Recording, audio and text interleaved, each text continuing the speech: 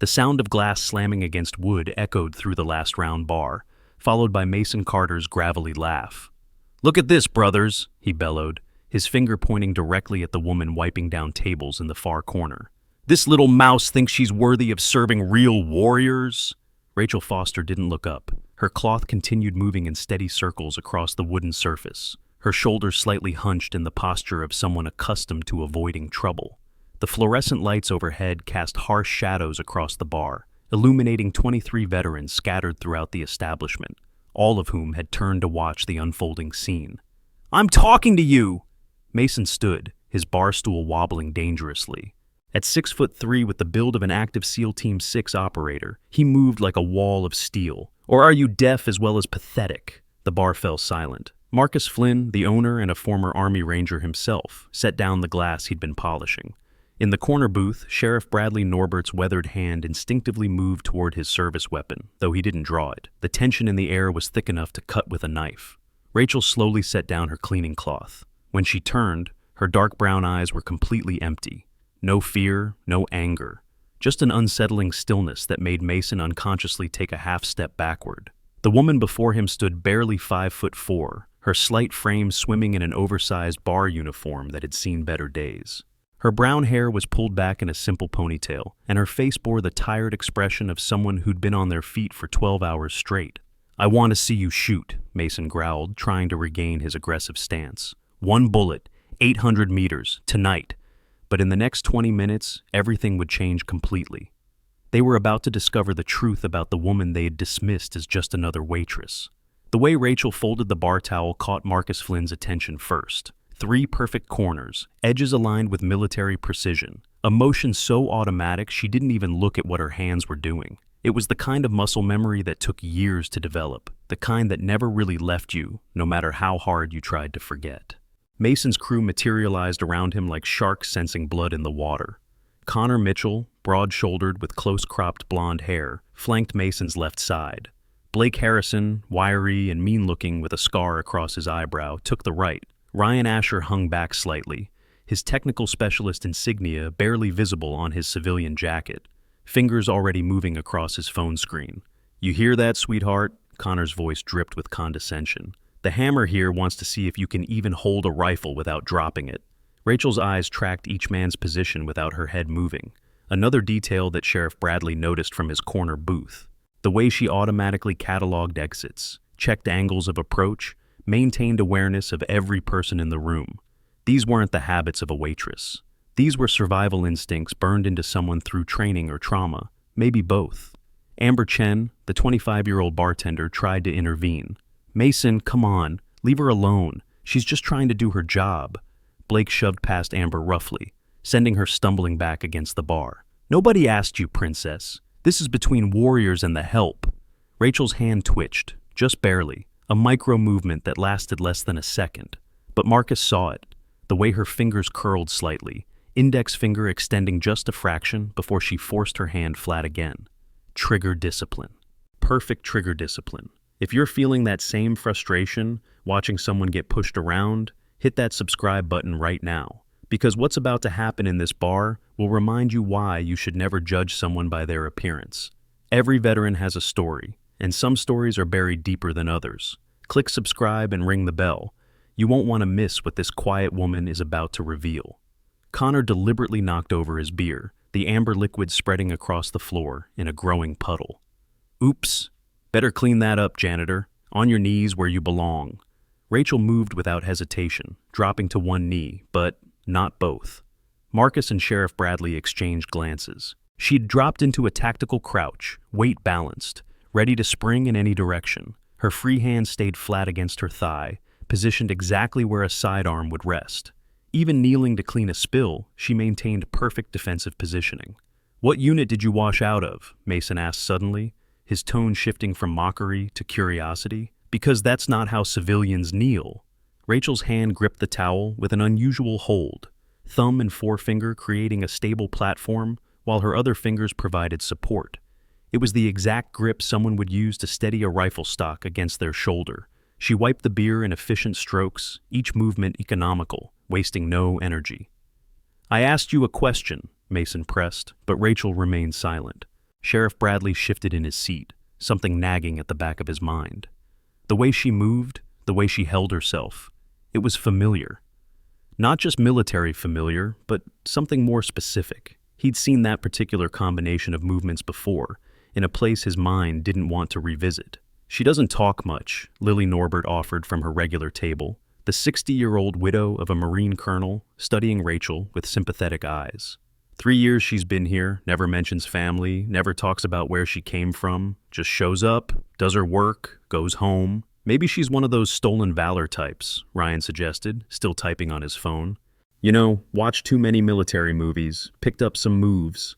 But Doc Edwin Williams, the bar's unofficial medic and a former Navy corpsman, had noticed something else. As Rachel's sleeve rode up while she cleaned, a series of scars became visible on her forearm.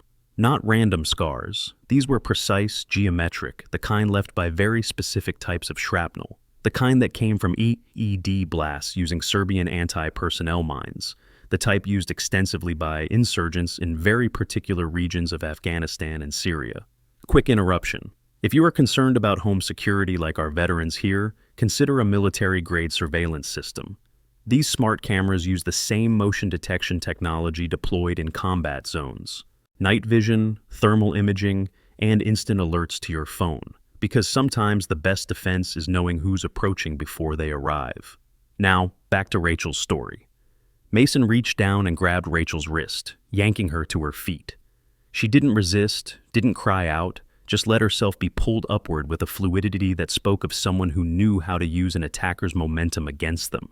But she didn't counter, didn't fight back. She just stood there, eyes fixed on a point somewhere past Mason's shoulder. 800 meters, Mason repeated, his grip tightening. That's effective range for a Barrett 50 cal. You know what that is, don't you? For the first time, Rachel's expression flickered. Just for a moment, something passed behind her eyes. Not fear, but something deeper. Pain, perhaps, or memory. I don't shoot anymore, she said quietly, her voice raspy from disuse. It was only the second time most people in the bar had heard her speak in 3 years. Connor laughed. She doesn't shoot anymore. You hear that, boys? Like she ever did. Probably couldn't hit the broadside of a barn from 10 feet. Blake pulled out his Glock, ejecting the magazine and clearing the chamber with practiced ease before sliding it across the bar. Tell you what, sweetheart, field strip this in under 30 seconds, and maybe we'll believe you've at least held a weapon before. Rachel looked at the gun but didn't move toward it. Her hands remained at her sides, perfectly still, too still. Mason noticed it too, the absolute absence of nervous movement. Most people fidgeted when confronted, shifted their weight, touched their face or hair. Rachel stood like a statue, conserving energy, giving away nothing. What's the matter? Ryan taunted. Scared of a little Glock? It won't bite. Leave her alone. The voice came from a table near the back, where 3 men in their 30s sat nursing beers. They wore civilian clothes, but everything about them screamed military, the way they sat with their backs to the wall, the way they'd positioned themselves to cover all angles of the room, the way their eyes never stopped moving. Mind your own business, Blake shot back. This doesn't concern you. The tallest of the 3 stood slowly. Actually, it does. You're harassing a civilian in our presence.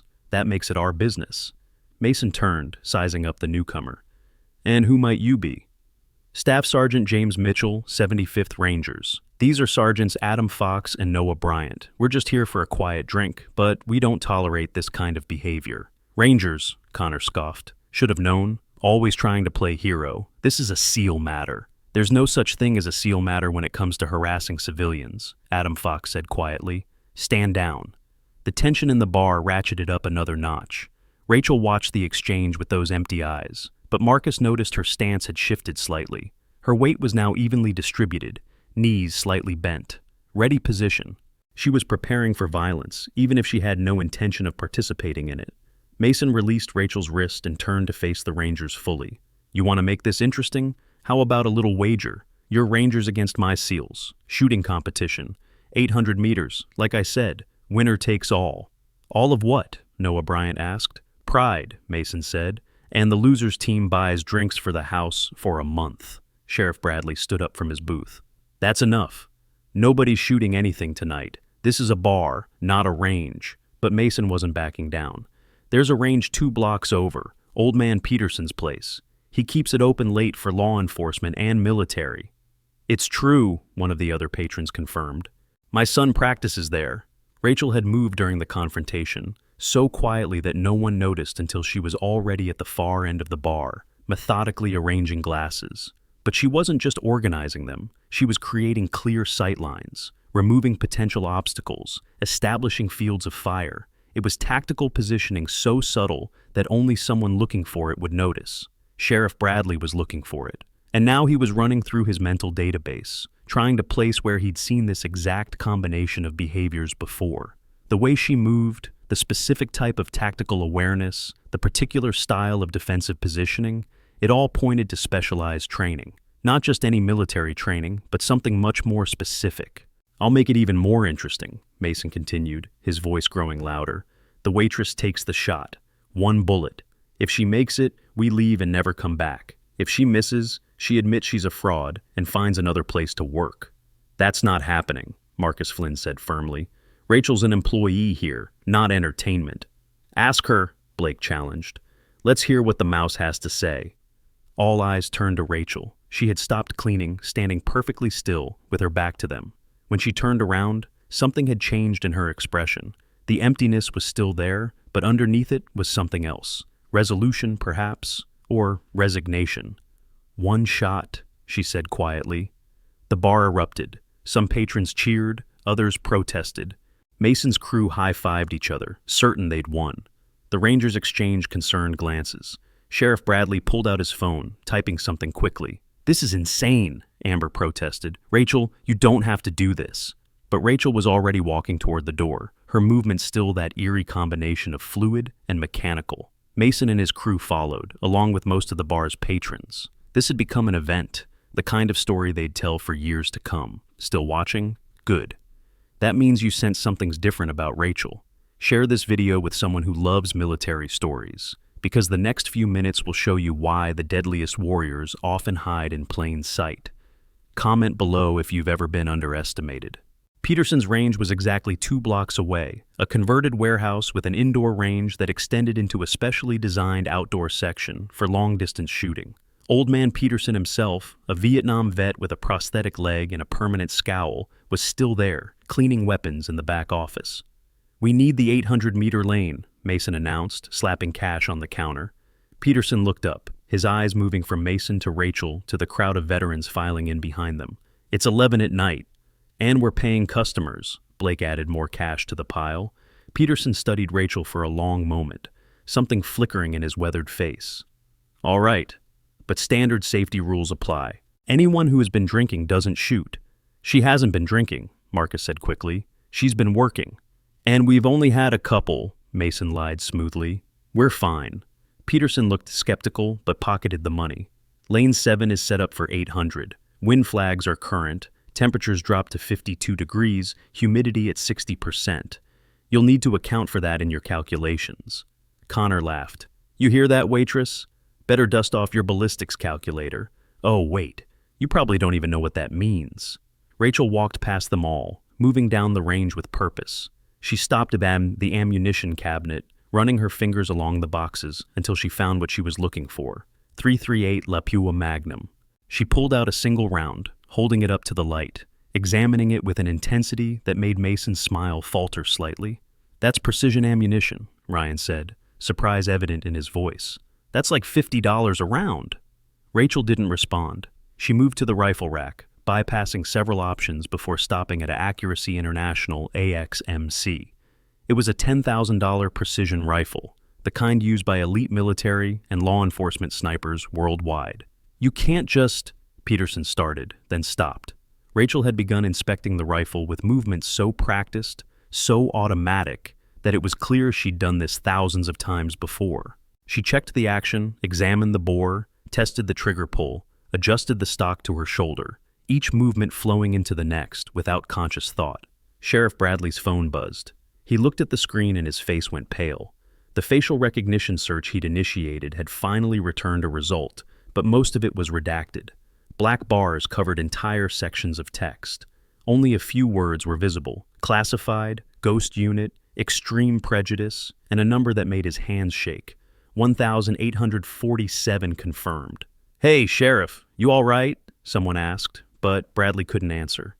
He was staring at Rachel with new understanding and new fear. Rachel had moved to the shooting position. She didn't use the bench rest that most long-distance shooters preferred. Instead, she dropped into a prone position on the cold concrete, her body automatically aligning itself into perfect form. Her breathing changed, becoming deep and rhythmic. 4 seconds in, 4 seconds hold, 4 seconds out. The breathing pattern of a trained sniper. Mason was starting to look uncertain. "Maybe we should—" "No backing out now," Connor insisted. "You wanted this." Rachel pulled out something from her pocket, a small, worn notebook. She flipped through pages covered in tiny, neat handwriting, ballistics tables, wind calculations, range cards, the kind of data book professional snipers kept, updated after every shot, containing years of accumulated knowledge. "Where did you get that?" Ethan, who had just arrived, asked. As the team's technical specialist, he recognized what he was looking at. That's real operational data." Rachel didn't answer. She was already doing calculations in her head, factoring in wind speed, humidity, temperature, barometric pressure, spin drift, and the Coriolis effect. Her lips moved slightly as she worked through the mathematics, but no sound emerged. The range had gone completely silent. Even Mason's crew had stopped talking, watching as Rachel went through pre-shot preparations with a meticulousness that spoke of years of training. She adjusted the rifle's bipod legs to achieve perfect stability. She built her position, using her offhand to fine-tune her body alignment. She controlled her breathing, bringing her heart rate down to optimal levels. "This is impossible," Blake muttered. "Nobody makes this shot cold. Nobody." But Sheriff Bradley knew better. The fragment of information on his phone screen had confirmed his worst suspicions, or perhaps his best hopes. Because if Rachel was who he thought she was, then Mason and his crew had no idea what they'd unleashed. Rachel chambered the single round with a smooth, practiced motion. The sound of the bolt closing was like thunder in the silence. She settled behind the rifle, her eye finding the scope naturally. Through the lens, 800 meters away, a standard steel target waited. At that distance, it would appear as little more than a speck, even with magnification. "Wind's picking up," Ryan observed, watching the flags along the range. "Coming from the northwest at maybe 12 miles per hour, gusting to 15. If Rachel heard him, she gave no indication. Her finger found the trigger, resting against it with the lightest possible touch. Her breathing slowed even further. In, hold, out. In, hold, out. Between heartbeats, in the natural respiratory pause, she would take the shot. Marcus Flynn found himself holding his breath. Amber had her phone out, recording. The three rangers stood at attention, as if witnessing something sacred. Doc Edwin watched Rachel's trigger finger, noting the perfect discipline, the exact pressure being applied. And still, Sheriff Bradley stared at his phone screen, at that impossible number, 1,847. More confirmed kills than any sniper in U.S. military history. More than Chris Kyle, more than Carlos Hathcock, more than anyone. The wind gusted suddenly, the flag snapping violently. Any shooter would wait for it to pass. But Rachel didn't wait. Her finger moved a fraction of a millimeter and the rifle spoke. The sound was deafening in the enclosed space. The recoil should have knocked someone of Rachel's size backward, but she absorbed it perfectly, her body rolling with the impact and returning to position. She didn't immediately look through the scope to check her shot. She knew where it had gone. 800 meters away, there was a distinctive ping of impact. "No way," Connor breathed. "No fucking way." Peterson was already looking through the spotting scope. His hands were shaking. "Dead center," he whispered. "Perfect shot. In a gusting crosswind, at night, with no warm-up shots, that's impossible." But Rachel was already standing, methodically clearing the rifle and returning it to the rack. She turned to face Mason and his crew, and for the first time, there was something in her eyes besides emptiness. Sadness, perhaps, or pity. "One shot," she said quietly, "as promised." Mason's face had gone pale. "Who are you?" Rachel didn't answer. She walked past them all, heading for the door. But as she passed Sheriff Bradley, he saw something that confirmed everything. Her shirt had ridden up slightly, revealing the edge of a tattoo on her lower back. Not just any tattoo, a specific design that only members of one unit were authorized to wear. Before we reveal who Rachel really is, make sure you're subscribed. This channel brings you the most incredible military stories every week. The truth about to be exposed will leave you speechless. Like this video if you're ready for the biggest plot twist. Before we continue, veterans watching this know the importance of being prepared. Term life insurance specifically designed for military families provides coverage that follows you from service to civilian life. No medical exam required for veterans under 50. Protect your family's future like you protected your country. Let's see how Rachel protects her secrets. "Stop," Sheriff Bradley commanded, his voice carrying the authority of someone used to being obeyed. Rachel froze but didn't turn around. "Kandahar Province," Bradley said quietly. "August 12th, 2009, 1700 hours. The temperature in the room seemed to drop 10 degrees. Rachel's shoulders tensed, just slightly. "You were overwatch for my unit," Bradley continued. "Force Recon, Operation Thunderstrike. We were pinned down by insurgents in a compound. 47 hostiles. We called for support, but air assets were 20 minutes out." Mason and his crew exchanged confused glances. The Rangers, however, had gone very still, recognizing the name of the operation. 1712 hours, Bradley continued, his voice growing stronger. "The shooting started, one shot every 4 seconds. Methodical, precise, 47 shots, 47 kills in just over 3 minutes. Whoever was on that rifle saved 18 Marines that day." Rachel still hadn't turned around. "We never saw the shooter," Bradley said. "By the time we reached the position, they were gone. Just a ghost. But command told us later it was someone from Ghost Unit 7, the most classified sniper team in U.S. military history." Now Rachel turned, slowly. The emptiness in her eyes had been replaced by something raw, something painful. "You're Ghost 7, Bradley said. It wasn't a question. The silence that followed was deafening. Nobody moved, nobody breathed. Even Mason, for all his bravado, looked shaken.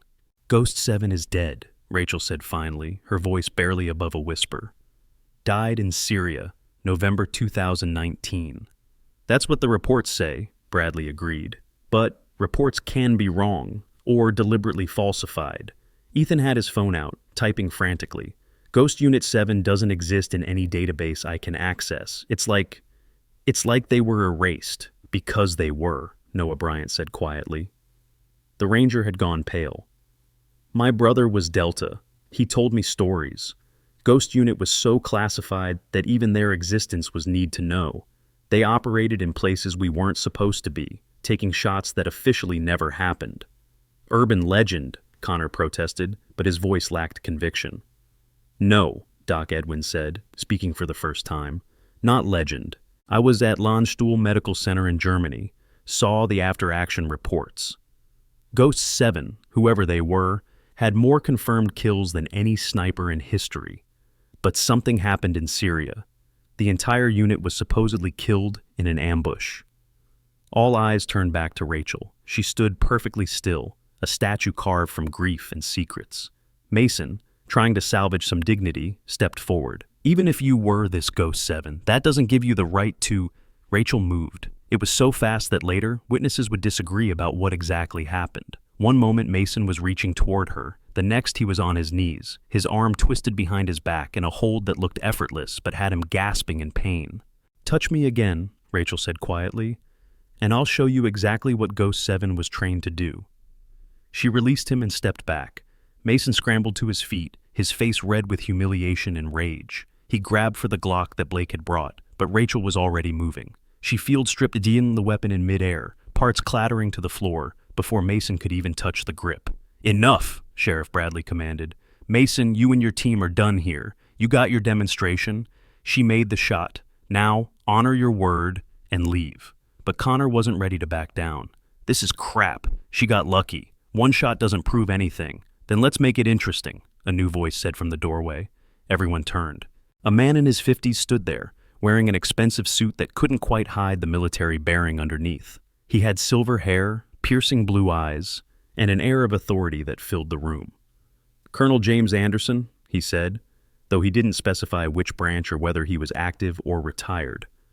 "I heard there was some excitement here tonight." Sheriff Bradley snapped into tension reflexively.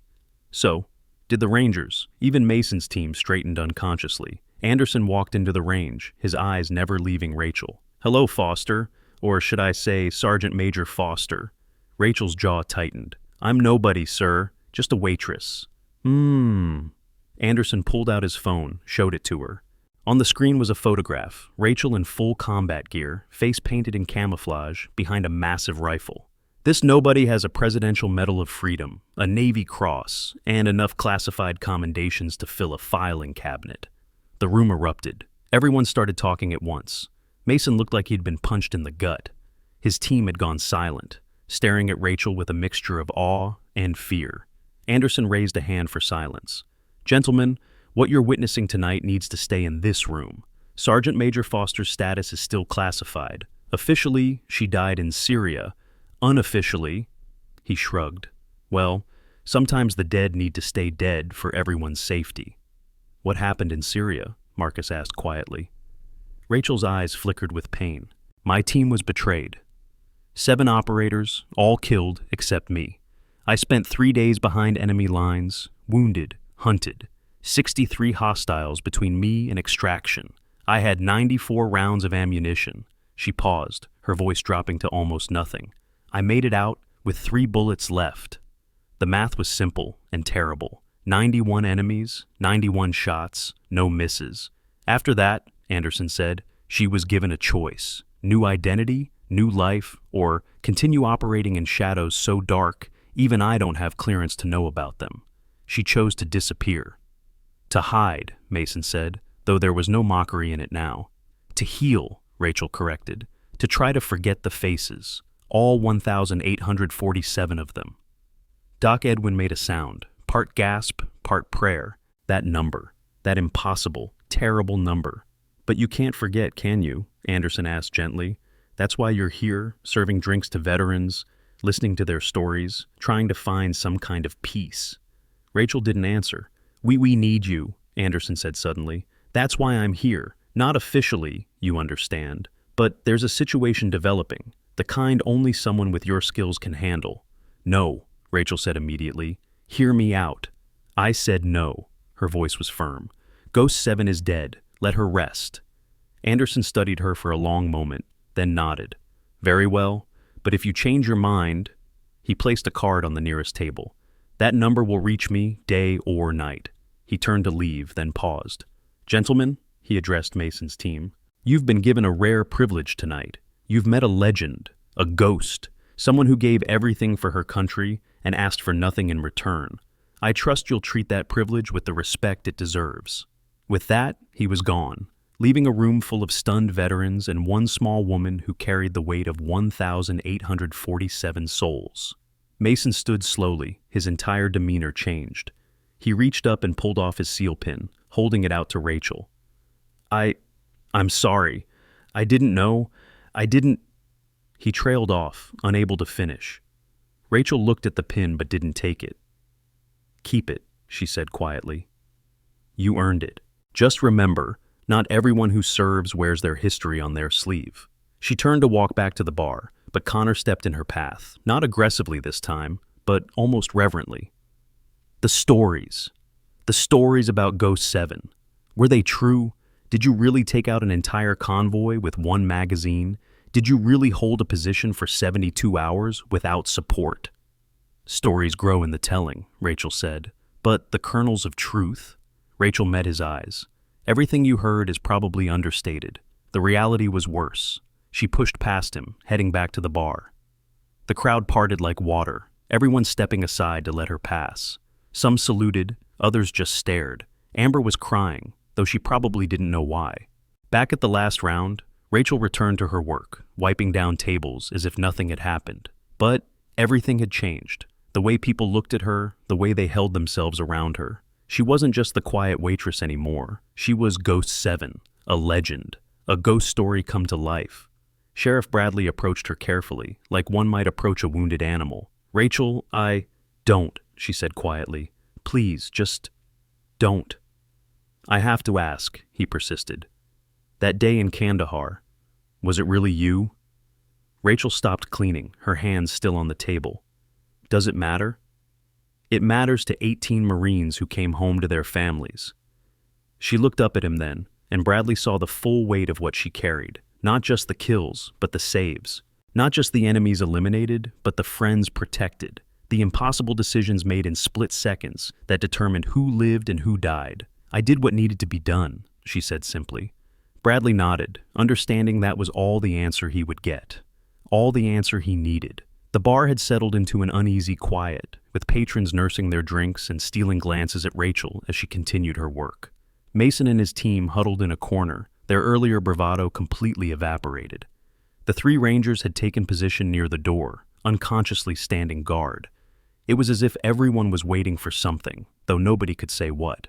Rachel had just finished wiping down the last table when the bar's old television, mounted in the corner and permanently tuned to a news channel, caught everyone's attention. The breaking news banner read, "American diplomat kidnapped in Lebanon, 72-hour deadline given."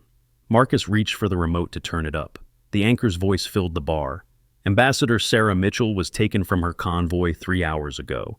The kidnappers are demanding the release of 5 prisoners from Guantanamo Bay. They have given the government 72 hours to comply, or they say they will execute her live on the internet." Rachel's hand froze on the table. Sarah Mitchell. The name hit her like a physical blow. "You know her," Sheriff Bradley observed, watching Rachel's reaction. Rachel didn't answer, but her knuckles had gone white where she gripped the cleaning cloth. The news continued. "Ambassador Mitchell is the daughter of General Thomas Mitchell, former commander of JSOC.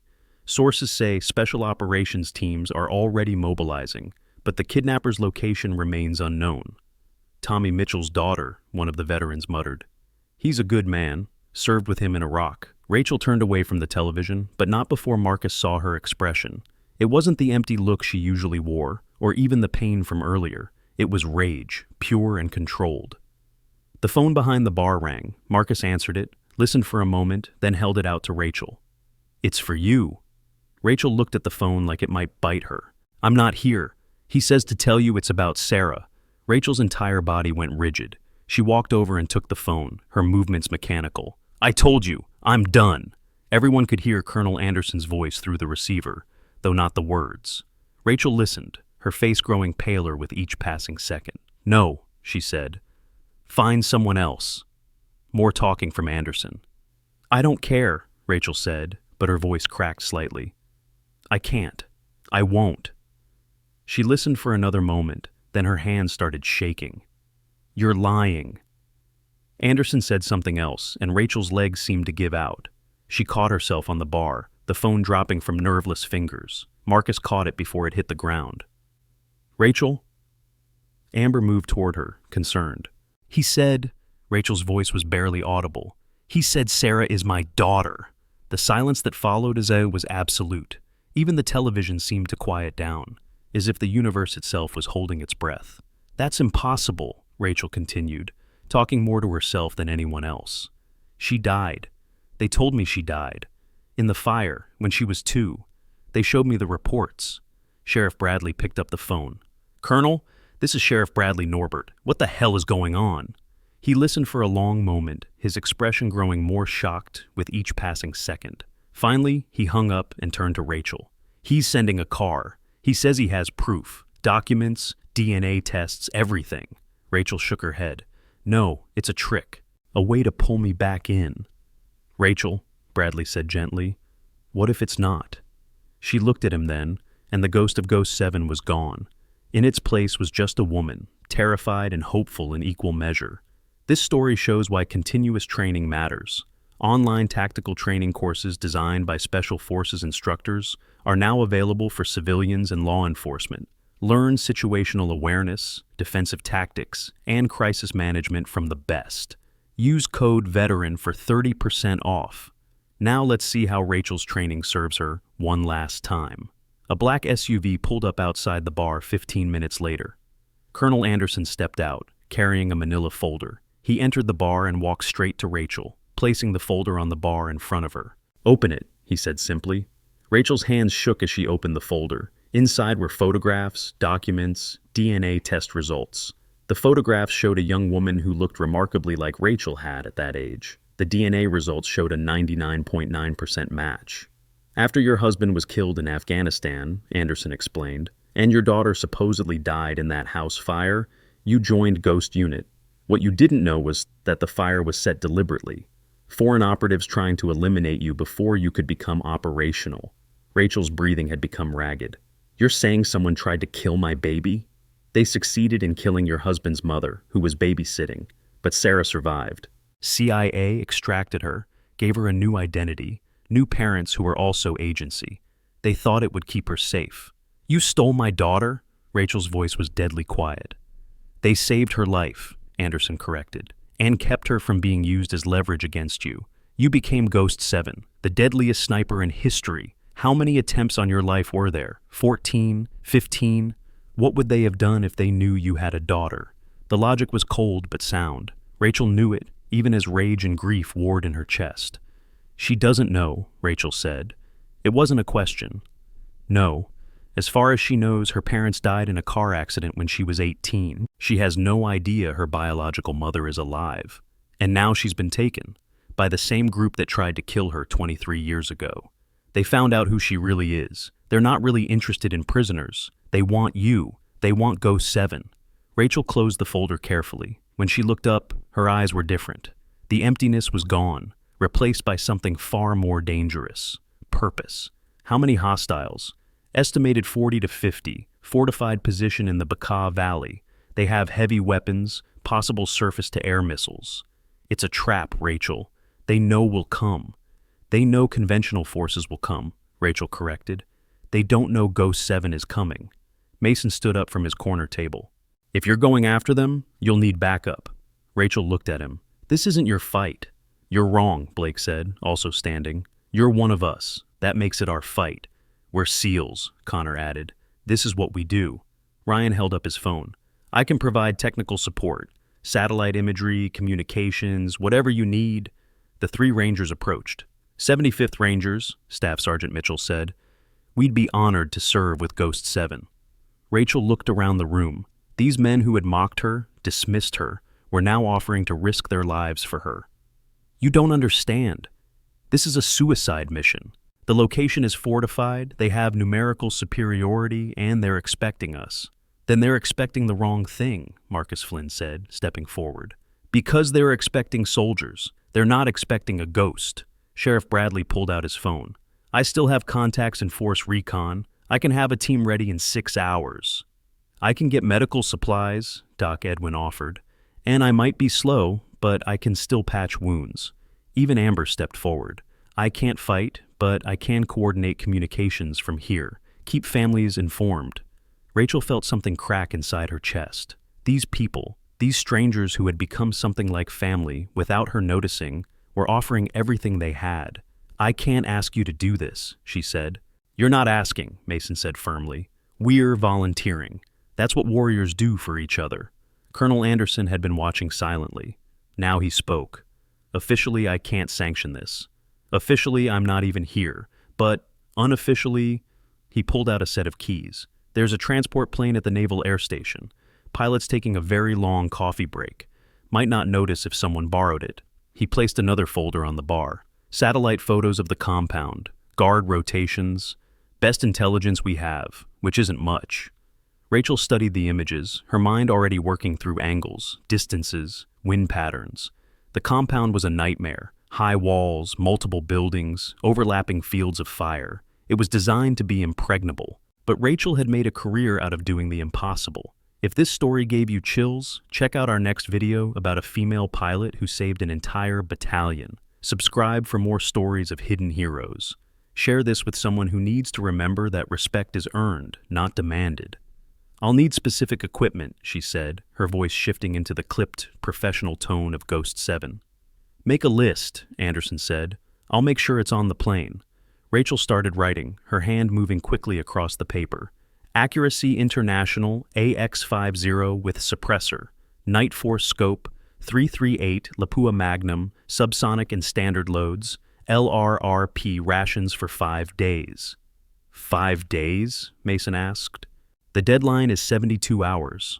I need to be in position 48 hours before the assault, Rachel explained, to study patterns, wind conditions, guard rotations.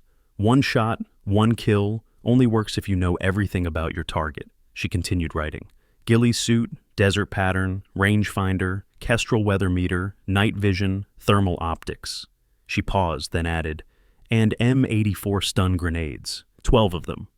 Stun grenades? Connor asked. Diversionary tactics, Rachel said. Make them think the assault is coming from one direction, while the real attack comes from another. Blake was studying the satellite photos. This is impossible. They have 360-degree coverage, elevated positions, and what looks like a 50 cal emplacement on the roof. Nothing's impossible, Rachel said quietly. It's just a matter of acceptable losses. And what losses are you willing to accept? Sheriff Bradley asked. Rachel met his eyes. None. Zero. Everyone comes home. That's not realistic. Everyone comes home, Rachel repeated, her tone brooking no argument. Or I go alone. The room fell silent. Finally, Mason nodded. Everyone comes home. We do this right, or we don't do it at all. Rachel looked at the team forming around her. It was insane. A waitress, a bar owner, a sheriff, 4 SEALs, 3 Rangers, and an old medic against 50 trained killers in a fortified position. But she'd worked with less. We leave in 2 hours, she said. Anyone who wants out, now's the time. Nobody moved. All right then, she turned to Anderson. I need to make a call. Anderson handed her a secure satellite phone. Rachel dialed from memory, a number she hadn't used in 5 years. It's me, she said when someone answered. I need the kit. Yes, all of it. Lebanon, Bekaa Valley. She listened for a moment. I know what I said. Things change. She hung up and turned back to the group. We have an equipment cache 6 miles from the target. Weapons, ammunition, gear, everything we need. How do you have an equipment cache in Lebanon? Ryan asked. Ghost 7 operated globally, Rachel said simply. We left caches everywhere, just in case. Over the next hour, the bar transformed into a tactical operations center. Ryan set up his laptops, pulling satellite feeds and weather data. The Rangers and SEALs worked together, planning approach routes and contingency plans. Marcus and Doc organized medical supplies. Rachel stood apart, studying the photographs with an intensity that made everyone else nervous. She wasn't just looking at the compound. She was visualizing every shot, every angle, every possibility. There, she said suddenly, pointing to a barely visible depression in the terrain, 800 meters from the compound. That's my position. Mason looked at where she was pointing. That's just open ground. You'll be completely exposed. Not after I'm done with it, Rachel said. I can build a hide there. Become part of the landscape. For 48 hours? In the Lebanese heat? Without moving? I once held a position for 6 days in Afghanistan, Rachel said quietly. Didn't move except to breathe. Ants crawled over me, into my ears, my nose. A snake nested against my leg for warmth. But I got the shot when it counted. Everyone stared at her. This wasn't just training or skill. This was something beyond human endurance. The airplane is ready, Anderson announced. If you're doing this, it has to be now. Rachel nodded and looked around the room one more time. These people who had become her unwitting family were about to risk everything for her and a daughter she'd never really known. I need to tell you all something, she said. The Rachel Foster you knew died tonight. From here on, I'm Ghost 7. And Ghost 7 has rules. I give orders, you follow them. No questions, no hesitation. If I tell you to leave me behind, you leave. If I tell you to abort, we abort. Anyone who can't live with that stays here. Understood, Mason said immediately. The others nodded agreement. One more thing, Rachel continued. What we're about to do is completely illegal. No official sanction, no backup, no extraction if things go wrong. Anyone we kill, we're murderers in the eyes of international law. Anyone who gets captured, the government will deny knowing you. This is as black as ops get. We understand, Sheriff Bradley said. We're not doing this for the government. We're doing it for family. Rachel's composure cracked slightly at that word. Family. She'd lost one family to violence. She'd thought she'd lost her daughter. Now she had a chance to save her, with the help of another family she hadn't known she'd gained. Then let's move, she said. Ghost 7 fully in command now. The drive to the air station was silent. Rachel sat in the back of the SUV, her eyes closed, but nobody thought she was sleeping. She was preparing, going to that place inside herself where Ghost 7 lived. The place where emotion was liability and only the mission mattered. The transport plane was a C-130, old but reliable. The pilot was conspicuously absent, keys in the ignition. The cargo bay was loaded with equipment cases, everything Rachel had requested and more. As the team boarded, Rachel pulled Mason aside. "I need you to understand something. Once we're in country, I'm going to become someone else, someone you won't like. Ghost 7 isn't nice, isn't kind, isn't human. She's a weapon. Nothing more." Mason met her eyes. "We'll get your daughter back." "Sarah Mitchell," Rachel corrected. "She's not my daughter. My daughter died 23 years ago. Sarah Mitchell is a mission objective, nothing more. If I think of her as anything else, I'll make mistakes, and mistakes get people killed." Mason saw the wall coming down behind Rachel's eyes, humanity being locked away and replaced by something cold and mechanical. "Whatever you need to tell yourself," he said. "Just remember to come back when it's over." "Ghost 7 doesn't come back," Rachel said. "She completes the mission or dies trying." She walked up the ramp into the plane. Mason watched her go, wondering if they'd just lost Rachel Foster forever. The flight was 8 hours. Rachel spent it preparing her rifle, checking every component with obsessive attention to detail. She cleaned the barrel until it gleamed, adjusted the trigger pull to exactly 2.5 pounds, synchronized the scope to her specific eye relief. The others watched in fascination as she transformed the rifle from a tool into an extension of her body. "How many rounds are you taking?" Connor asked. 60, Rachel replied. 50 standard, 10 subsonic. For 50 hostiles? I won't need them all, but redundancy saves lives. She pulled out a small notebook and began making calculations. Distance, wind speed, humidity, altitude, the Coriolis effect, spin drift, every variable that could affect a bullet's flight path. She filled page after page with numbers, creating a comprehensive data book for every possible shot from her chosen position. "You're calculating all of this in advance?" Ryan asked, looking over her shoulder. "Every shot from every angle," Rachel confirmed. "When the moment comes, I won't have time to think. It has to be automatic." Sheriff Bradley was cleaning his weapons with the 3 Rangers. They'd all changed into tactical gear, looking less like bar patrons and more like the warriors they truly were. "What's the plan once we're on the ground?" Adam Fox asked. Rachel pulled out a tactical map. "We insert here, 20 miles from the target. Move in on foot under cover of darkness. Mason's team provides security while I establish my hide. Then you all fall back to this position." She pointed to a ridge 5 miles away. "And wait." "Wait for what?" Blake asked. "For me to thin the herd. Once I start shooting, they'll panic, try to move Sarah. That's when you intercept. The confusion will be our advantage." "And if they don't move her?" "Then I kill them all from distance, and you go in to retrieve her." The casual way she said it sent chills down everyone's spine. Not "we kill them," but "I kill them. Alone. 50 armed fighters. That's insane," Noah Bryant said, "even for Ghost 7. In 2017, Rachel said quietly, I eliminated an entire terrorist cell in Yemen. 37 fighters. Took me 4 hours. They never knew where the shots were coming from. By the end, they were shooting at each other in panic." She looked up from her map. 50 is just a number. What matters is patience, positioning, and precision. The plane banked, beginning its descent. Anderson's voice came over the intercom. 15 minutes to landing. Remember, officially, you're not here. The plane never took off. I'm having dinner in Washington as we speak." Rachel stood, slinging her rifle across her back. The transformation was complete. The small, quiet waitress was gone. In her place stood Ghost 7, radiator of quiet lethality. The landing was rough, the plane touching down on a remote airstrip in northern Lebanon that officially didn't exist. The moment the ramp lowered, the heat hit them like a physical force. Even at night, the temperature was over 90 degrees. 3 vehicles were waiting, beaten-up trucks that would blend in with local traffic. The drivers were gone, keys in the ignitions. "Move out," Rachel commanded. "We have 6 hours until dawn." The convoy moved through the Lebanese countryside, avoiding main roads and checkpoints. Rachel navigated from memory, having operated in this region before. Every shadow could hide an enemy. Every building could be an ambush point, but they encountered no resistance. They reached the insertion point just as the eastern sky began to lighten. Rachel immediately began stripping down, pulling on the ghillie suit that would make her invisible against the terrain. The suit was a masterwork of camouflage, covered in strips of burlap and natural vegetation that broke up her outline completely.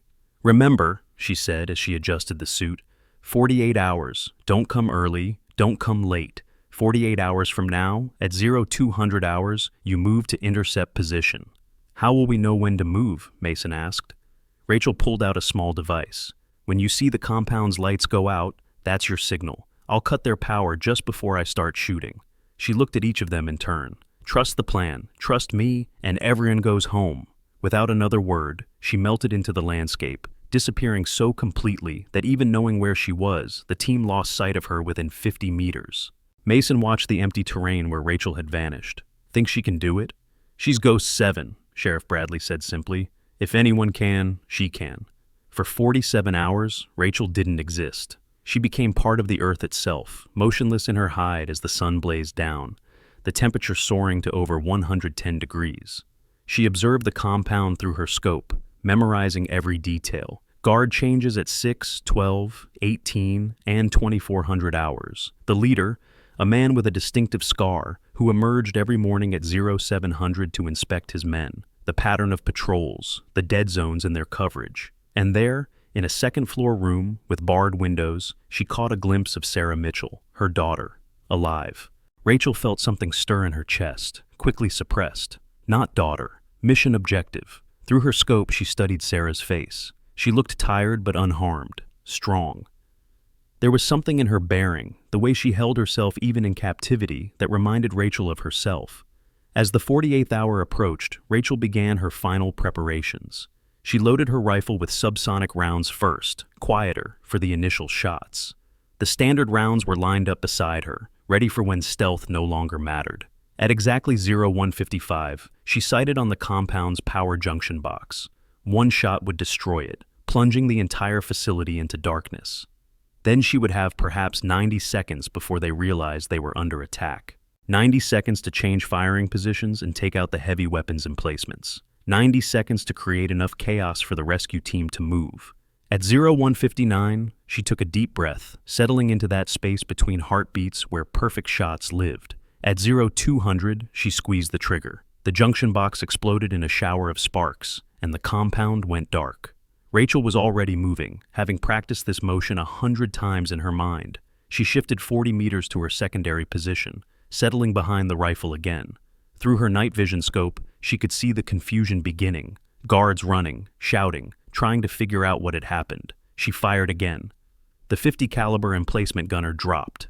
Again. The guard tower sentry fell. Again. The patrol leader crumpled. By the time they realized they were under attack, Rachel had eliminated 6 hostiles and was moving to her third position. The subsonic rounds were quiet enough that they couldn't pinpoint her location. Muzzle flash was hidden by her flash suppressor and the surrounding terrain. Panic set in. Guards fired randomly into the darkness, aiming at shadows and ghosts. Rachel continued her methodical work. Every 4 seconds, another shot. Every shot, another kill. She saw Mason's team moving through her peripheral vision, approaching the compound under cover of the chaos.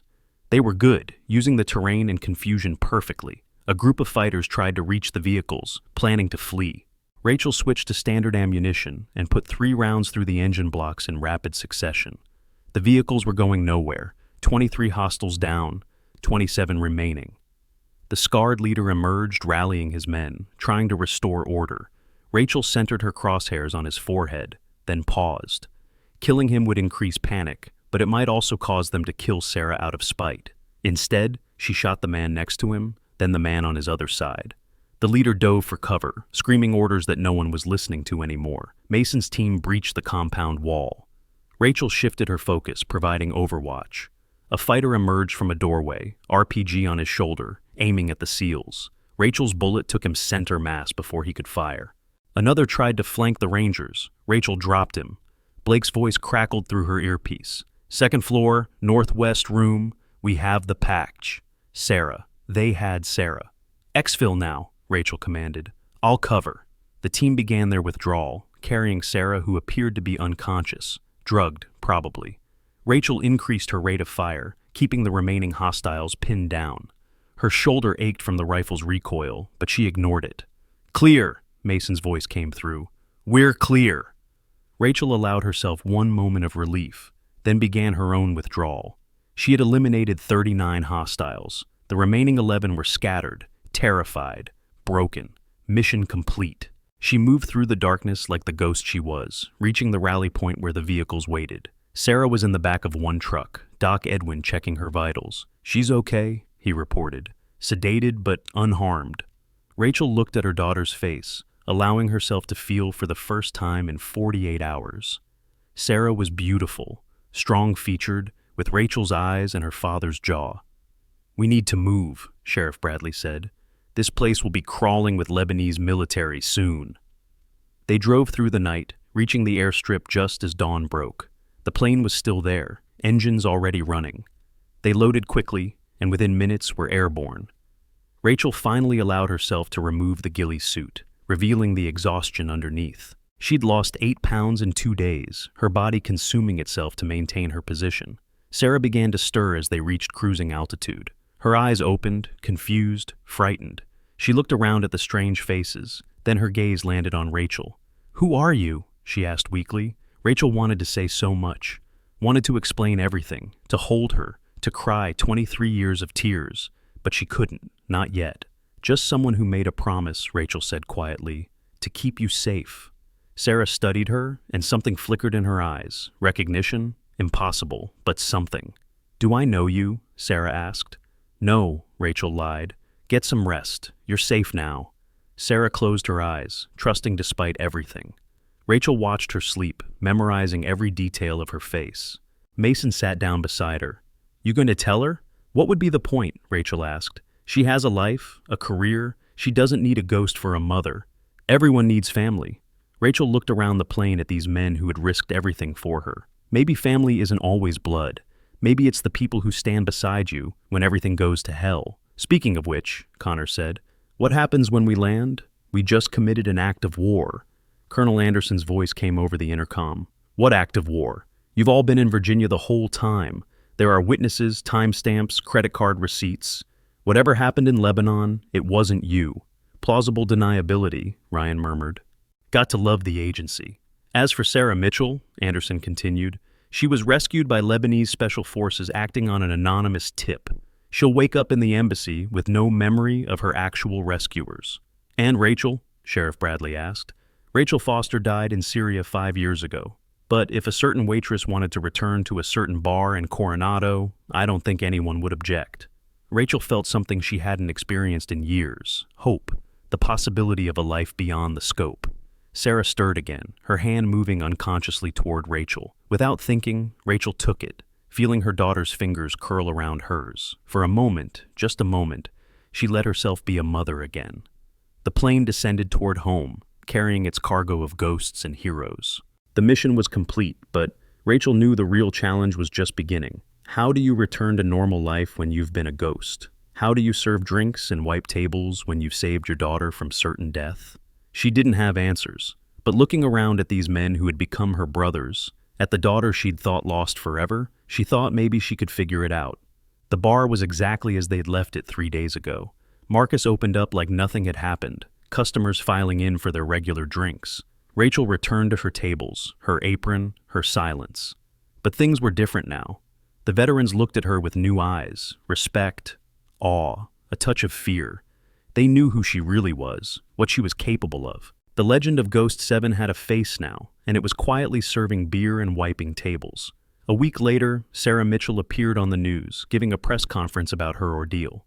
She thanked the Lebanese forces for her rescue, praised the government's handling of the crisis. She never mentioned the ghost who'd killed 39 men to save her, but she did say something that made Rachel's heart stop. "I don't know why, but I feel like someone was watching over me, like my guardian angel was there, keeping me safe." Guardian angel, if only she knew. That night, as Rachel was closing up, she found an envelope on the bar.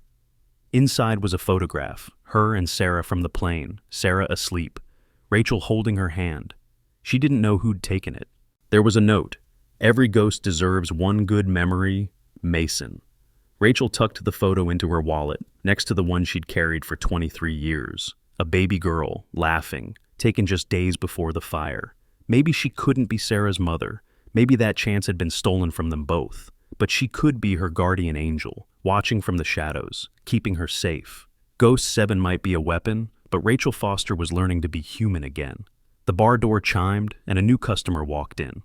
Rachel looked up from her cleaning, ready to take their order. Just another night at the last round, where everyone had a story and some stories were never told. But in her pocket, her fingers touched the photograph, and she smiled. It was a small smile, barely visible, but it was real. The ghost was learning to live again. As she moved between tables, she heard Mason telling the story to a group of new recruits, carefully edited, of course. No names, no specifics. Just a tale about a legendary sniper who had disappeared into myth. They say Ghost 7 could put a bullet through a playing card at 1,000 meters, he was saying.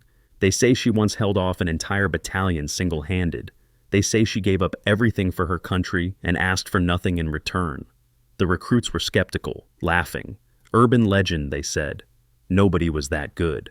Rachel set down their beers, her movements silent and efficient. One of the recruits, cocky and young, grabbed her wrist as she turned to go. "Hey, sweetheart, you hear this nonsense? Ghost stories for grown men." Rachel looked at him, and for just a moment let him glimpse the ghost beneath the surface. He released her wrist immediately, face paling. "Sometimes," Rachel said quietly, "the stories are true. And sometimes the ghosts walk among us." She moved away, leaving the recruit staring after her. Mason winked at her, and she shook her head slightly, but there was warmth in her eyes now, a humanity that had been missing for so long. The television in the corner was showing another breaking news story, another crisis, another threat to American lives. Rachel glanced at it, then away. That wasn't her world anymore. She'd given enough, sacrificed enough. But the phone behind the bar rang and Marcus answered it with a frown. He held it out to her. "It's for you, says it's urgent." Rachel took the phone, already knowing who it would be. "Ms. Foster," Anderson's voice was grave. "I'm sorry to bother you, but—" "No," Rachel said. "You haven't heard what I'm asking." "Doesn't matter. The answer is no." There was a pause. "It's Sarah. She's asking about you. She's been investigating, found some inconsistencies in her rescue story. She's getting close to the truth." Rachel's hand tightened on the phone. "She wants to meet the woman who saved her," Anderson continued. "She doesn't know it's you, but she knows someone's out there. What should I tell her?" Rachel looked around the bar at her found family, at these warriors who had stood beside her when it mattered. Mason raised his beer in a silent toast. Sheriff Bradley nodded encouragingly. Even the young recruit was watching, understanding flowing across his face. "Tell her," Rachel paused, weighing 23 years of loss against the possibility of future pain. "Tell her the ghost is just a story, but if she ever needs help, really needs it, all she has to do is come to the last round bar in Coronado and ask for Rachel." "Are you sure?" "No," Rachel admitted. "But maybe it's time for ghosts to step into the light." She hung up and returned to her work. Tomorrow would bring what it brought. Tonight, she had tables to clean, customers to serve, and a family of warriors who understood her in ways blood never could. Outside, the sun was setting over the Pacific, painting the sky in shades of red and gold. Somewhere out there, Sarah Mitchell was looking for answers. Maybe she'd find them, maybe she wouldn't, but if she ever walked through that door, Rachel would be ready. Ghost 7 had completed her final mission. Now it was time for Rachel Foster to begin her life. The bar filled with its usual evening crowd, voices rising in conversation and laughter. War stories were shared, lies were told, truths were hidden. And in the midst of it all, a small woman moved silently between tables, carrying drinks and secrets in equal measure.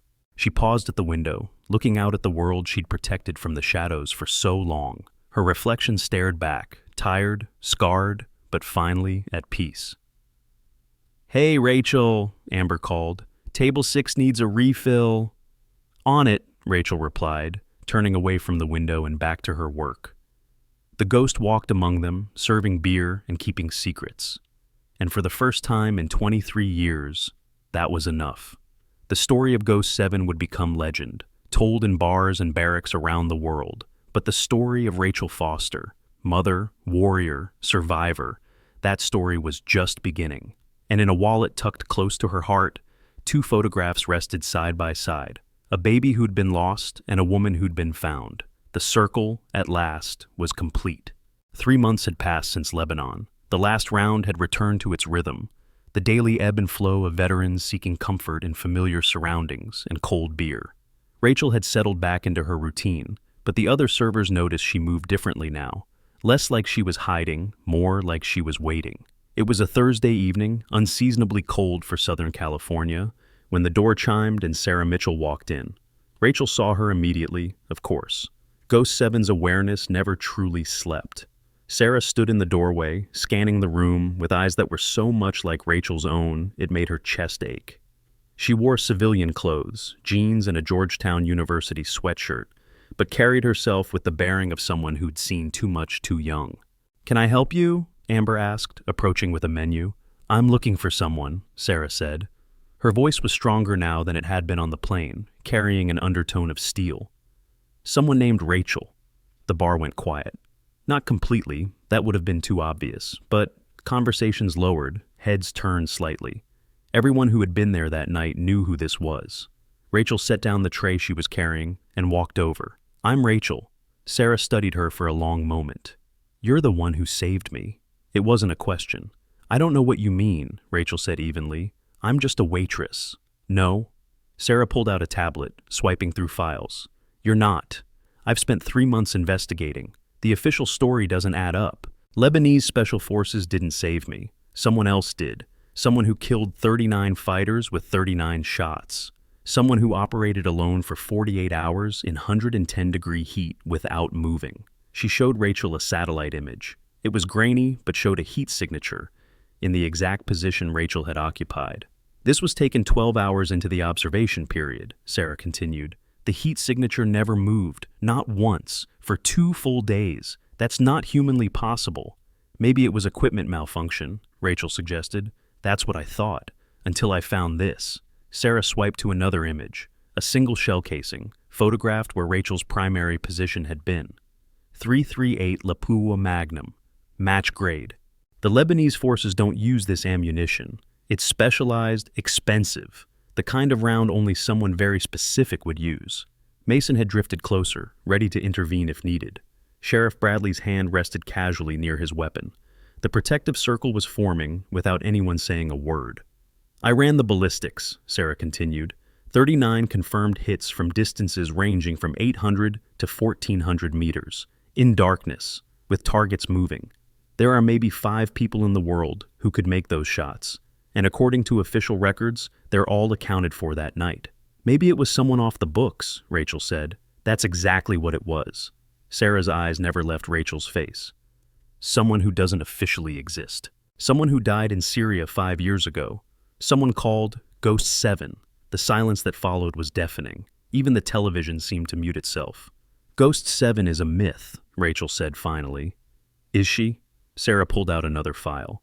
"Because I found something interesting in my adoptive mother's, papers after she died.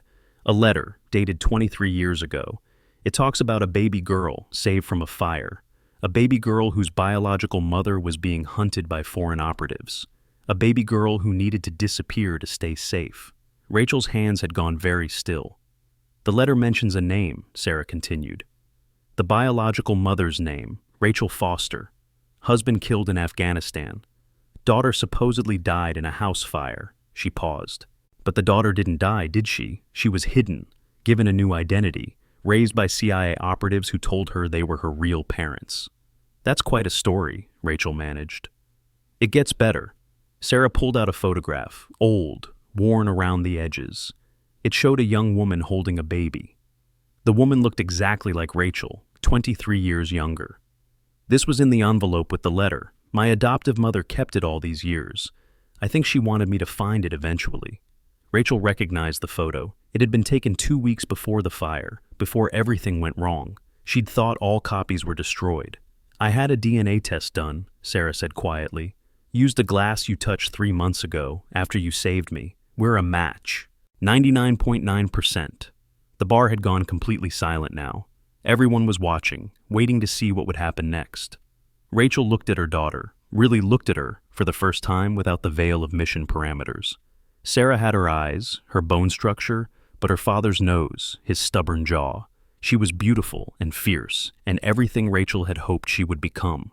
"What do you want me to say?" Rachel asked finally. "The truth. Are you my mother? Rachel glanced around the bar at all these witnesses to her unraveling. Mason nodded encouragingly. Sheriff Bradley offered a small smile. Even the young recruit from weeks ago was there, watching with something like awe. Yes, Rachel said simply. Sarah's composure cracked, tears welling in her eyes. Why? Why didn't you look for me? Why didn't you try to find me? Because I thought you were dead. They showed me the body, the death certificate. By the time I learned the truth, you were 23 years old with a life of your own. What was I supposed to do? Walk up and say, "Hi, I'm your mother. I've killed more people than cancer"? You could have tried, Sarah whispered. I did try. I've been watching you for 3 months. Every news interview, every public appearance, making sure you were safe, that no one was following you, threatening you. Like a guardian angel, Sarah said, echoing her own words from the press conference. Like a ghost, Rachel corrected. That's all I know how to be. Sarah stepped forward, and Rachel tensed. But her daughter just reached out, touching Rachel's face with trembling fingers. You're real, Sarah said. All these years I felt like something was missing. Like there was this hole in my life that nothing could fill. It was you. You were what was missing. Sarah, I'm angry, Sarah interrupted. I'm so angry I could scream. 23 years. 23 years of lies, of not knowing who I really was. But I'm also... She paused, struggling for words. I'm proud. My mother is Ghost 7. My mother saved 18 Marines in Kandahar. My mother gave up everything to protect this country. Your mother is a killer, Rachel said bluntly. 1,847 confirmed kills. That's who I am. No, Marcus Flynn spoke up from behind the bar. That's what you did. Who you are is the woman who serves coffee to veterans with PTSD and never charges them, who slips extra food to homeless vets when she thinks no one's looking, who stood up to 4 SEALs to protect Amber when they got too aggressive that one night, who saved my daughter's life, Lily added from her table. When Annie was in that car accident, you held pressure on her wounds for 40 minutes until the paramedics arrived. You saved her life, Rachel. Who taught my son to throw a proper punch when he was being bullied, another patron added. Showed him how to stand up for himself without becoming a bully, too. One by one, people around the bar started speaking up. Small acts of kindness, moments of grace that Rachel probably didn't even remember. The life she'd built without realizing it. The family she'd gathered without meaning to. Sarah was crying openly now. You're not just Ghost 7. You're all of this, too. Rachel felt something break inside her chest. Not crack, but shatter completely.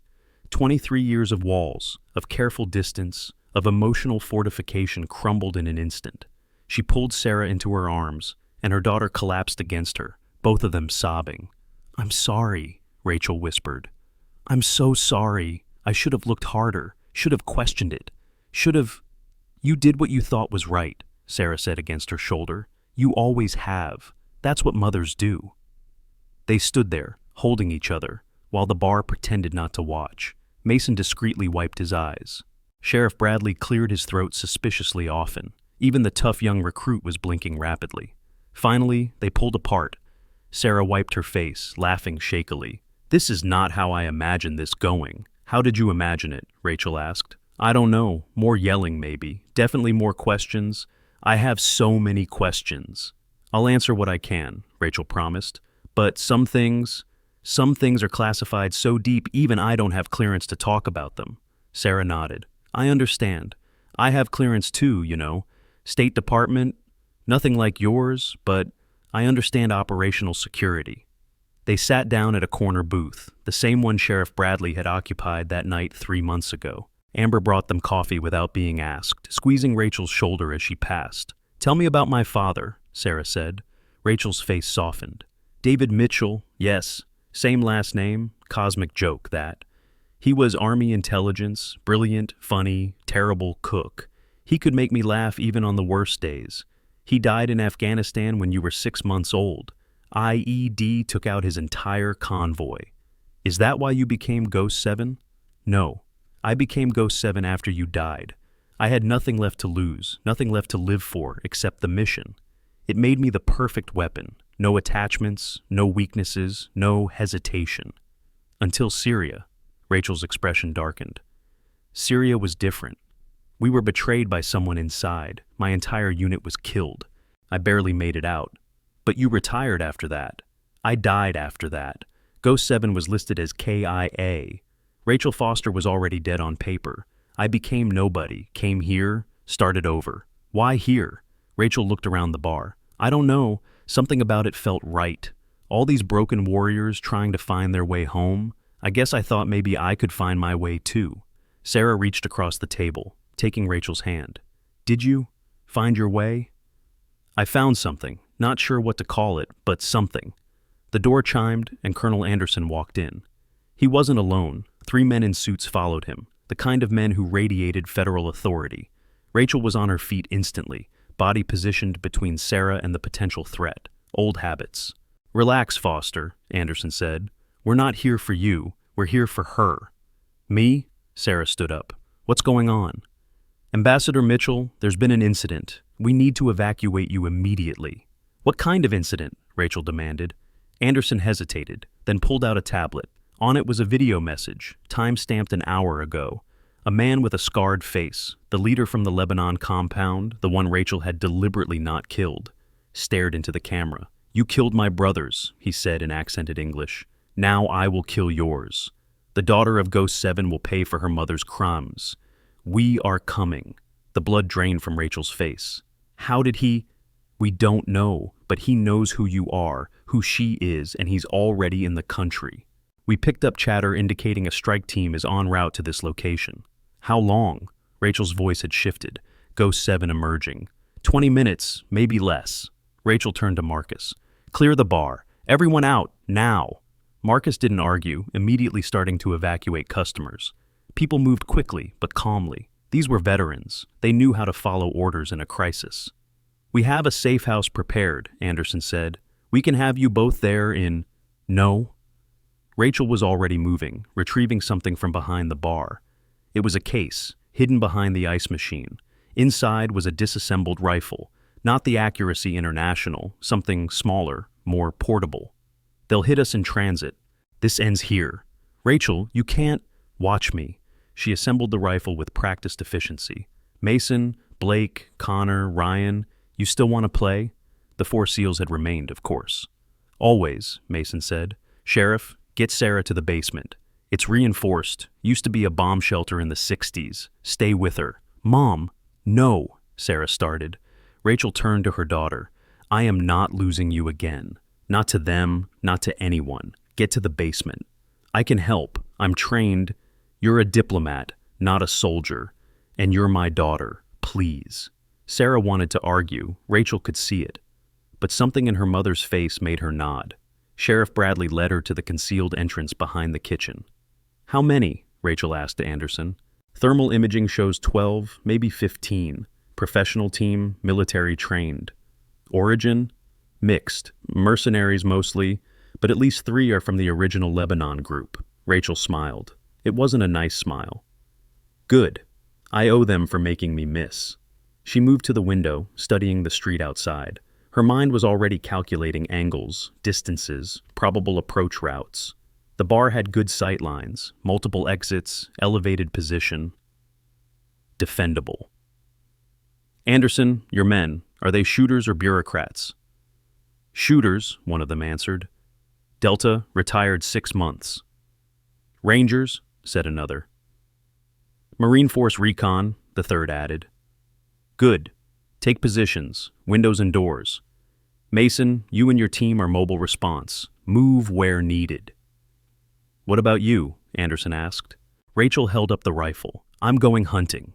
She moved to the roof access, climbing the ladder with her rifle slung across her back. The roof gave her a perfect view of the surrounding streets. She could see them now. 3 vehicles approaching from different directions, trying to look casual but moving in coordinated patterns. Rachel set up her position, the rifle steady on the roof's edge. Through her scope, she could see the scarred leader in the lead vehicle. He looked confident, eager even. He shouldn't be.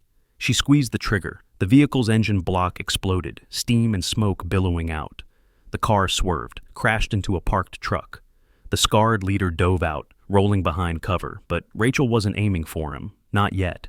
The second vehicle tried to accelerate, racing toward the bar. Rachel put 2 rounds through the windshield. The driver slumped, the vehicle careening off course and slamming into a streetlight. The third vehicle stopped, its occupants spilling out, seeking cover. Rachel counted them through her scope. 6 from the third vehicle, 4 from the first, including Scarface, 3 from the second. 13 total. Unlucky number. Gunfire erupted from below as the mercenaries engaged the bar. Windows shattered. Anderson's men returned fire with disciplined precision. The SEALs moved like water, flowing from position to position, never staying still long enough to be targeted. Rachel provided overwatch, picking off anyone who tried to flank or get clever. A mercenary with an RPG fell before he could fire. Another trying to circle around back never made it past the alley, but they kept coming, and they were good. Military trained, as Anderson had said. They used cover well, communicated effectively, pressed forward despite losses. One made it to the side door. Rachel couldn't get an angle. She heard the breach charge detonate, heard Mason's team engaging. The fighting was inside now. Rachel abandoned her position, moving back down the ladder. She left the rifle, too unwieldy for close quarters, and drew the Glock she always carried now. Old habits had returned with a vengeance since Lebanon. The bar was chaos. Smoke, gunfire, shouting. Rachel moved through it like a dancer, like a ghost. A mercenary rounded the corner, and she put 2 in his chest before he even saw her.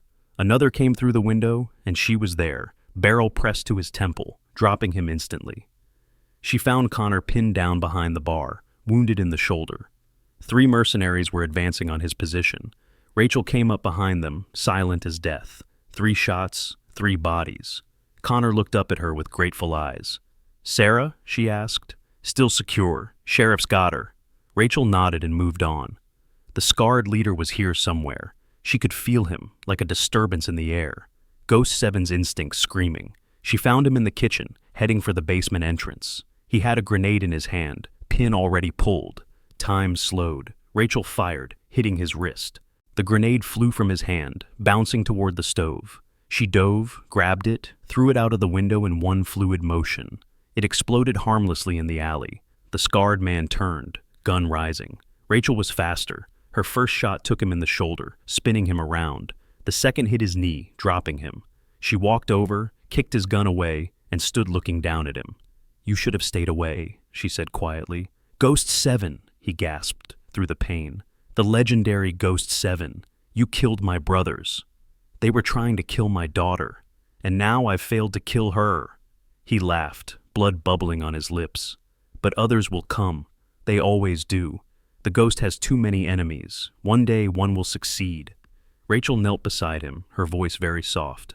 "Let them come. I'll be waiting." She stood and walked away, leaving him for the authorities. He'd live, probably spend the rest of his life in federal prison. Death would have been kinder, but Rachel was trying to be better, for Sarah. The shooting had stopped.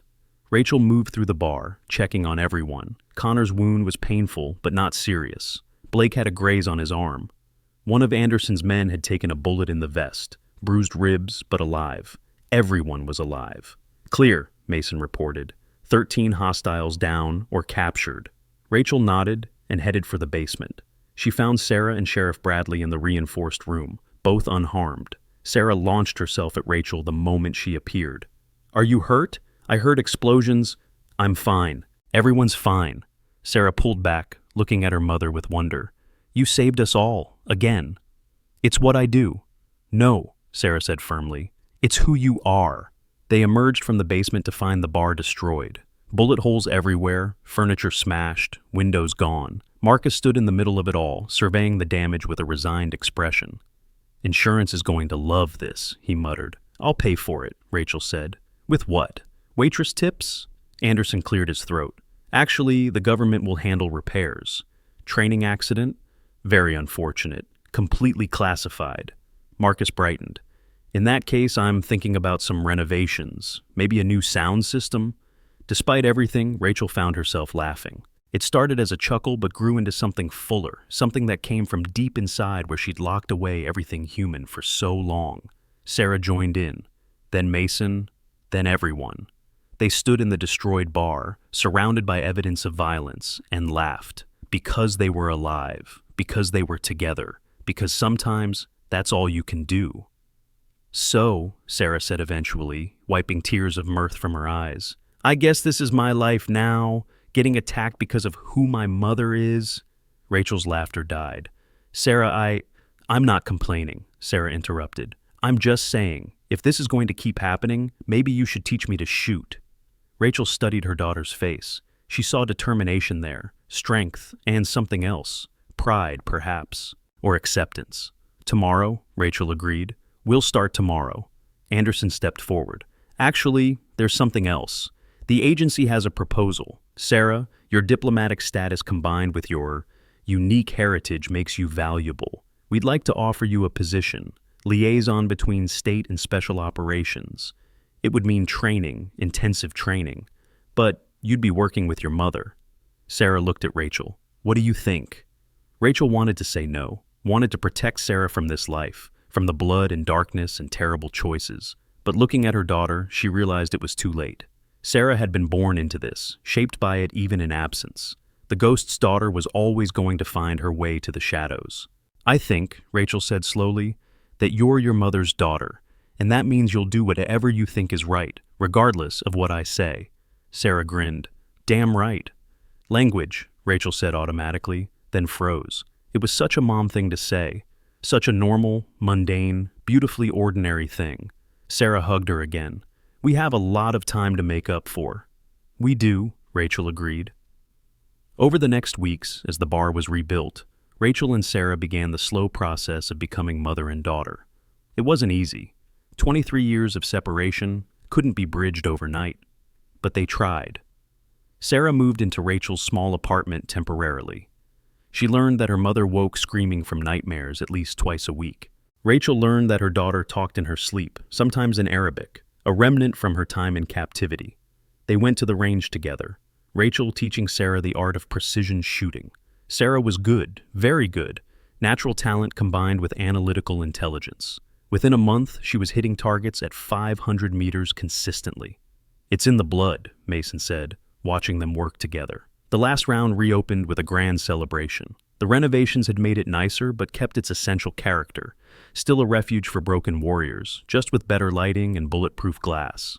Rachel returned to waitressing, but now Sarah often joined her, helping out on busy nights. The regulars adopted her immediately. She became the bar's collective daughter, protected and cherished by every veteran who walked through the door. But the shadows weren't done with them. 6 weeks after the attack, another video surfaced. This time, it wasn't just one enemy, it was a consortium. Enemies Ghost 7 had made over the years, banding together for revenge. They put a bounty on Rachel's head, $50 million, dead or alive. You need to disappear, Anderson said, yet showing them the intelligence. Both of you. New identities, new country, start over. Rachel looked around the bar, at these people who'd become her family, at Marcus polishing glasses, at Mason and his team playing cards, at Sheriff Bradley in his corner booth, at Lily knitting quietly at her table. Then she looked at Sarah, her daughter, her miracle, her second chance. No, Rachel said. No more running, no more hiding. Rachel, be reasonable. I am being reasonable. Running means leaving everyone I care about vulnerable. They'll hurt them to find me. You know they will. So, what do you propose? Rachel smiled, and Ghost 7 smiled with her. We make them come to us, all of them. And we end this, once and for all. That's suicide. No, Sarah said, stepping forward. It's not. Because she won't be alone. None of us will be alone. She looked around the room. Everyone here has skills. Everyone here has reasons to fight. My mother has been protecting this country, this community, for decades. Now it's our turn to protect her. Mason stood up. The kid's right. You want Ghost 7? You go through all of us first. Count me in, Sheriff Bradley said. And me, Marcus added. One by one, everyone in the bar stood. Veterans from every branch, every war, every generation. They stood for Rachel, for Sarah, for the family they had all found in this unlikely place. Anderson looked around the room, then sighed. I'm going to regret this, but if you're going to make a stand, you'll need resources, weapons, intelligence, support. We'll need more than that, Rachel said. We'll need to send a message, one so clear that no one ever comes after my family again. She walked to the wall where Marcus had hung a new sign. The last round, where every story matters. This is our home, Rachel said. Our family, our stand. And anyone who comes here looking for a fight will find one. The last one they'll ever have. Sarah stood beside her mother, and Rachel felt something she hadn't experienced in 23 years. Completeness. Not happiness exactly. Too much blood for that. Not peace. Too many ghosts. But something like wholeness, like finding a piece of yourself you didn't know was missing. The war was coming. Enemies circled like sharks sensing blood. But for the first time in her life, Rachel Foster wasn't facing them alone. She had her daughter. She had her family. She had her home. Ghost 7 was ready for one last mission, and this time, she wouldn't be operating in the shadows. This time, the ghost would stand in the light, surrounded by those she loved, and dare the darkness to come. Let them come, she thought, looking at Sarah, at this miracle she'd thought lost forever. Let them all come. The ghost and her daughter would be waiting, together.